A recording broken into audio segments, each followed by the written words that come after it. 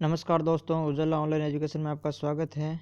और आज हम बात करेंगे पटवारी भर्ती जो परीक्षा भाटिया आश्रम सूरतगढ़ में आयोजित टेस्ट सीरीज है, जो आज शेड्यूल्ड टेस्ट पेपर है 27 जनवरी का, वो जारी करेंगे। और कल जो 26 जनवरी को जो बड़ा पेपर हुआ था, उसका जो मैंने पेपर टेलीग्राम पे अपलोड कर दिया है, जो आंसर की टेलीग्राम पे अपलोड वाक्य सहित की है। और अगर पेपर टेस्ट रूप में लेना चाहते हैं तो मैं इसका अगला वीडियो जो है 26 जनवरी वाला का, वो एज ए टेस्ट के रूप में चलाएंगे। चलो आज के इस जो शेड्यूल पेपर पे बात कर लेते हैं। तो प्रश्न नंबर 1 है, इसमें ऑप्शन भी साथ में दे रखे हैं, तो इसका जवाब देना। जैसे ऑप्शन दे रखे हैं, ये विकल्प है, इसके रूप में ऑप्शन दे रखे हैं, कॉमा से ये इनको अलग सेपरेट किया गया है। और तो प्रश्न नंबर 1 है, 16 महाजनपदों की सूची किस जैन ग्रंथ से मिलती है। इन्होंने 16 महाजनपद हैं, महाजनपदों के बारे में प्रश्न है, तो इनकी जो सूची है वो किन ग्रंथों से मिलती है। तो सूची जैन और बौद्ध धर्म के ग्रंथों से मिलती है, तो इन्होंने जैन धर्म के ग्रंथों का नाम पूछे हैं। तो जो इसका सही आंसर होगा वो होगा सी, भगवती सूत्र, क्योंकि जो अंगुत्तर निकाय है वो बौद्ध धर्म का ग्रंथ है, जिसके अंदर 16 महाजनपदों की जानकारी मिलती है। और जो भगवती सूत्र है वो जैन धर्म का ग्रंथ है। प्रश्न नंबर 2 पे बात करते हैं। मत्स्य, जो 16 महाजनपदों में एक जनपद है, मत्स्य महाजनपद की राजधानी कौन सी है। मत्स्य महाजनपद की राजधानी के बारे में पूछा है, तो इसका जो सही आंसर होगा वो होगा विराटनगर, वो है मत्स्य महाजनपद की राजधानी है। और प्रश्न नंबर है जो 3 है, अशोक के समय कौन सी लिपि प्रचलित थी। अशोक, जो मौर्य अशोक है, मौर्यकालीन अशोक है, उसकी लिपि के बारे में बात की गई है। तो उसके समय कौन सी लिपि प्रचलित थी। तो उसके समय 4 लिपियाँ प्रचलित थी। पहली लिपि थी ब्राह्मी लिपि, खरोष्टी, अरेमाइक और यूनानी, 4 लिपियाँ प्रचलित थी। जबकि उसके जो सर्वाधिक लेख मिले वो ब्राह्मी लिपि में मिले हैं, और खरोष्टी में 2 मिले जो पाकिस्तान में है, और अरेमाइक और यूनानी में 1 मिला था, वो अफगानिस्तान में है। तो इसका सही आंसर होगा उपरोक्त सभी। प्रश्न नंबर 4 है, सित्ता अध्यक्ष नामक पदाधिकारी किस संदर्भित करता है। अर्थात जो सित्ताधिकारी अध्यक्ष है, पहले मौर्यकालीन में सित्ता अध्यक्ष किसको बोलते थे। खान विभाग के प्रमुख को, मापतौल का प्रमुख को, कृषि विभाग का, या मुद्रा या टकसाल के अध्यक्ष को, किसको सित्ता अध्यक्ष बोलते थे। तो इसका जो सही आंसर है वो होगा कृषि विभाग, सी। कृषि विभाग को सित्ता अध्यक्ष बोलते थे। जबकि मापतौल का अध्यक्ष होता था वो पोतवा अध्यक्ष होता था, और मुद्रा एवं टकसाल का जो अध्यक्ष होता था वो पासपोर्ट जो अधिकारी होते थे, मुद्रा अध्यक्ष बोलते थे उसको। और प्रश्न नंबर जो है वन, यहाँ पे जो अर्थशास्त्र है उसमें जो 26 अध्यक्षों की बात की गई थी और 18 तीर्थों की बात की गई थी। जिस 26 अध्यक्ष में ये सित्ता अध्यक्ष उसी में आते हैं, कृषि विभाग, और मुद्रा और टकसाल ये खान विभाग उसी में आते हैं, मापतौल का पौध अध्यक्ष उसी में आता है, वन विभाग का 8वीं भी उसी में आता है। ये 26 सित्ता अध्यक्ष है जो उसमें अर्थशास्त्र में इसके बारे में बात की गई है। प्रश्न नंबर 5, 42वें संविधान संशोधन द्वारा प्रस्तावना में कौन सा शब्द नहीं जोड़ा गया।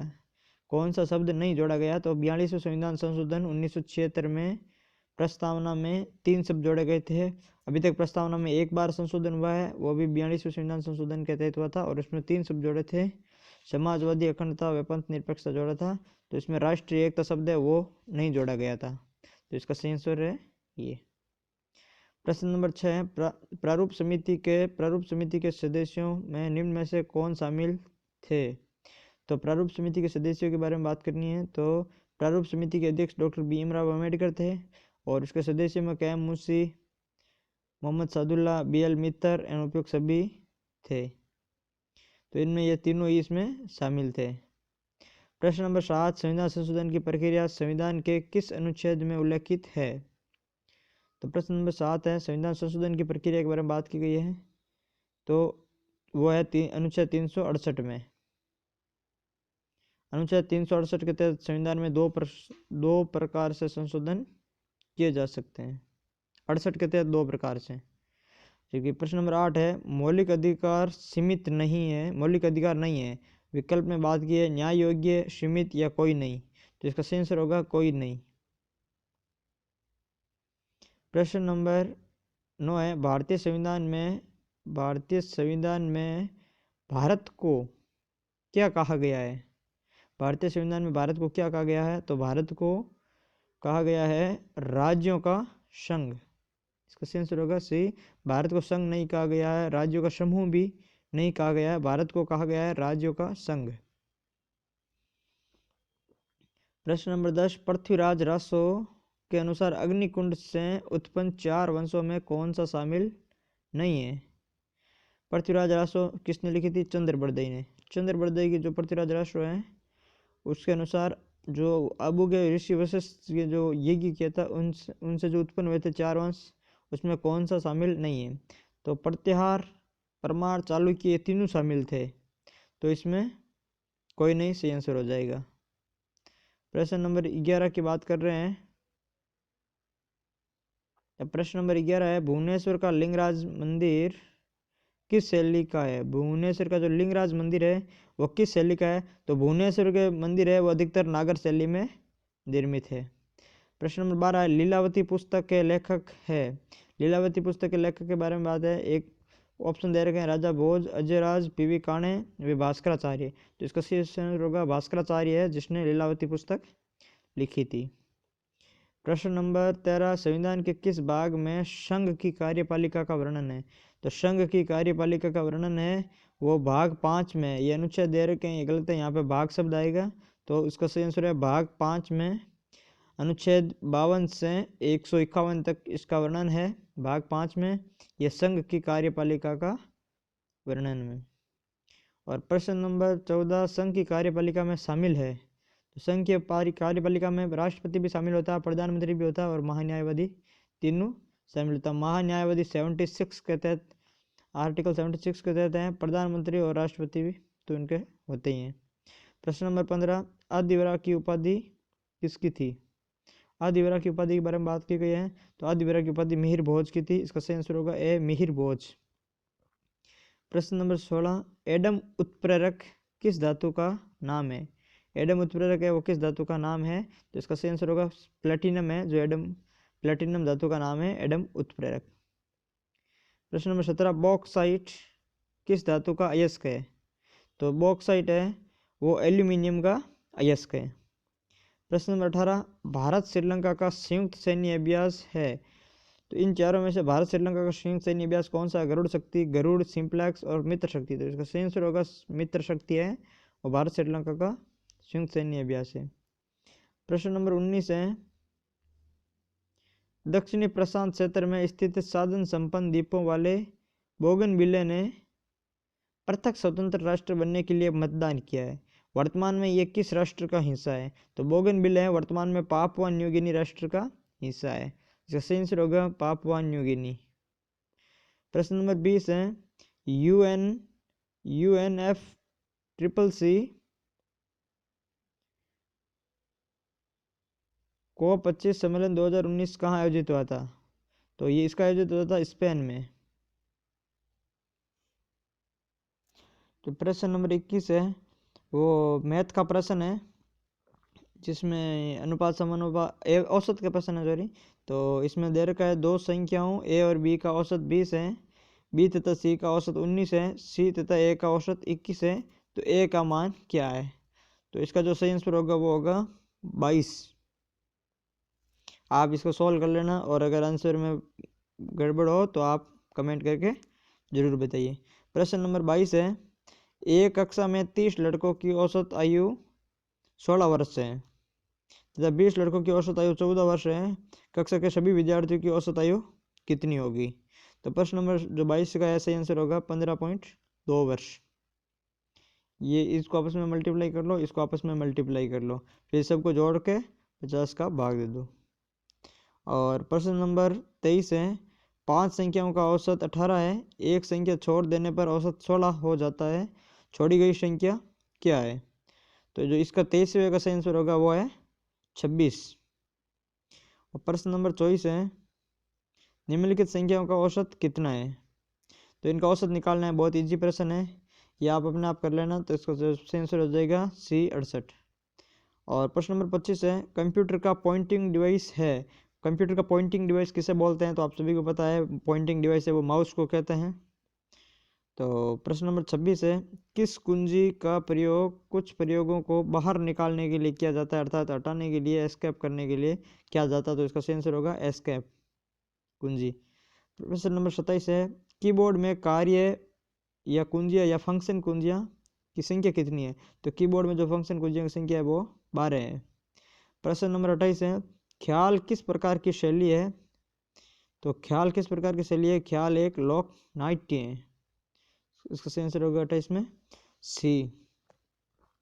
प्रश्न नंबर 29, लच्छी राम जी का संबंध है, लच्छी राम जी का संबंध है किस ख्याल से है? तो इसका जो सही आंसर होगा लच्छी राम जी का वो है कुचामणि ख्याल से संबंध है। प्रश्न नंबर 30, किस लोक नाट्य का आधार शिव और भस्मासुर की कथा से है? तो जो गौरी लोक नाट्य है इसका मतलब इसका जो संबंध है वो शिव और भस्मासुर की कथा से है। प्रश्न नंबर 31 है, निम्न में से कौन सा नृत्य ग्रासियों के द्वारा नहीं किया जाता है? तो इन चारों में से ग्रासियों के द्वारा कौन सा नृत्य नहीं किया जाता है? तो जो गैर नृत्य है वो ग्रासियों के द्वारा नहीं किया जाता है, क्योंकि 32वें प्रश्न में आया गैर नृत्य किया जाता है। तो गैर नृत्य किया जाता है भील पुरुषों द्वारा। तो ये ऊपर वाले का आंसर ये दिया रखा है कि कौन सा नहीं है, तो ये गैर है वो भीलों का है और ये भील पुरुषों द्वारा किया जाता है। प्रश्न नंबर 33 है, राजस्थान राज्य मानवाधिकार आयोग के अध्यक्ष व सदस्यों की नियुक्ति किसके द्वारा की जाती है? तो अध्यक्ष व सदस्यों की जो नियुक्ति की जाती है वो राज्यपाल द्वारा की जाती है। और प्रश्न नंबर 34 है, संविधान के किस भाग में राज्य लोक सेवा आयोग के गठन का कार्य, शक्तियां व नियुक्तियां आदि का प्रावधान है? अर्थात स्टेट पीसीएस के बारे में और यूपीएससी के बारे में बात की गई है इन्होंने, तो वो संविधान का भाग 14 में बात की गई है।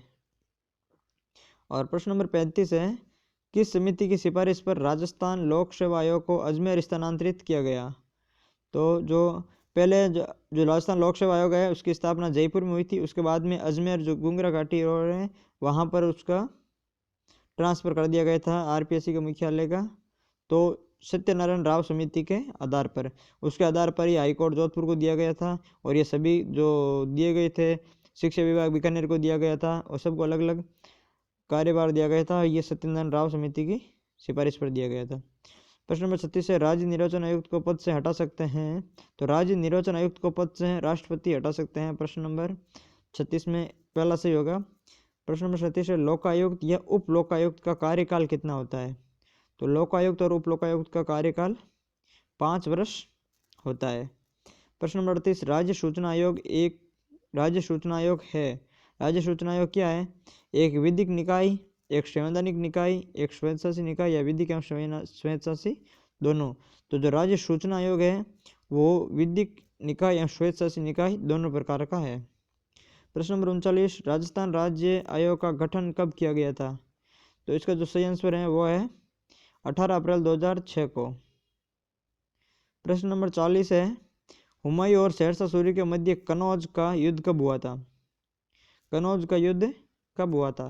तो इसका सही आंसर है 17 मई 1540 को। कनौज का युद्ध हुआ था 17 मई 1540 को। किसके मध्य हुआ था? ये शेरशाह सूरी व हुमायूं के मध्य हुआ था। तो दोस्तों ये थे आज के जो शेड्यूल टेस्ट के 40 प्रश्न, जिसके उत्तर हमने बता दिए हैं साथ में। और मैथ्स के जो 2-3 प्रश्न है वो इजी प्रश्न है, सॉल्व कर लेना आप। और यदि अभी तक आपने चैनल को सब्सक्राइब नहीं किया है तो आप प्लीज़ पहले चैनल को सब्सक्राइब कीजिए और बेल आइकन पर क्लिक कीजिए, ताकि नेक्स्ट शेड्यूल टेस्ट का जो भी होगा आपको उसका नोटिफिकेशन मिल जाएगा। बाकी मैंने पुराने काफ़ी वीडियो जो पटवारी की स्पेशल प्लेलिस्ट बनाकर भी अपलोड किए गए हैं, शेड्यूल वाइज अपलोड किए गए हैं, कुछ बड़े पेपर भी अपलोड किए गए हैं। और इसकी जो PDF है वो प्राप्त करने के लिए आप टेलीग्राम चैनल ज्वाइन कीजिए, और टेलीग्राम चैनल ज्वाइन करने के लिए आप @उजाला क्लासेस करके सर्च कर लीजिए, या उजाला ऑनलाइन एजुकेशन के नाम से भी सर्च करोगे तो अभी मिल जाएगा। वहाँ पे आपको PDF मिल जाएगी। और जो कल 26 जनवरी को जो पटवारी का न्यू पैटर्न के आधार पर बड़ा पेपर हुआ था, ये पहला बड़ा पेपर था आश्रम का, तो उस पेपर को भी हमने जो है वाक्य सहित अपलोड कर दिया है। यदि एक टेस्ट के रूप में हम इसको अगर चलाना चाहते हैं तो 1-2 दिन में वो टेस्ट के रूप में भी आप दे देना उस पेपर को। धन्यवाद, मिलते हैं अगले शेड्यूल पेपर को लेकर।